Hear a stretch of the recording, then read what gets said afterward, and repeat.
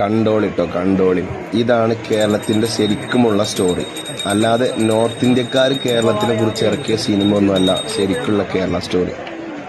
ഇത് കണ്ടോ, നമ്മുടെ തങ്ങൾ 15ഓളം വരുന്ന വളരെ പാവപ്പെട്ട പെൺകുട്ടികളെ അവർക്ക് വേണ്ട ആഭരണങ്ങളും വസ്ത്രങ്ങളും എല്ലാം നൽകി വിവാഹം കഴിപ്പിച്ച് നൽകി. ഈ 15 പെൺകുട്ടികളിൽ ഒന്ന് എൻ്റെ ഭാര്യൻ്റെ അനിയത്തിയാണ് കേട്ടോ. എൻ്റെ ഭാര്യ അടക്കം അവർ 5 പെൺകുട്ടികളാണ്. ഇതിൽ നമ്മുടെ സഹോദര സമുദായത്തിൽപ്പെട്ട 2 സഹോദരികളുടെ വിവാഹം നടന്നു കേട്ടോ.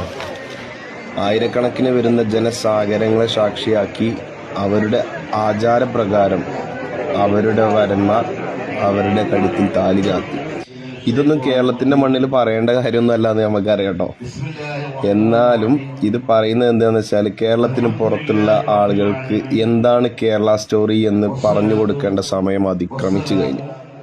നമുക്കറിയാം, റഹീമിൻ്റെ ഉമ്മ ഒന്ന് കണ്ണു നനഞ്ഞപ്പോൾ ഓടിയെത്തിയത് കേരളത്തിൻ്റെ ബോച്ചയായിരുന്നു.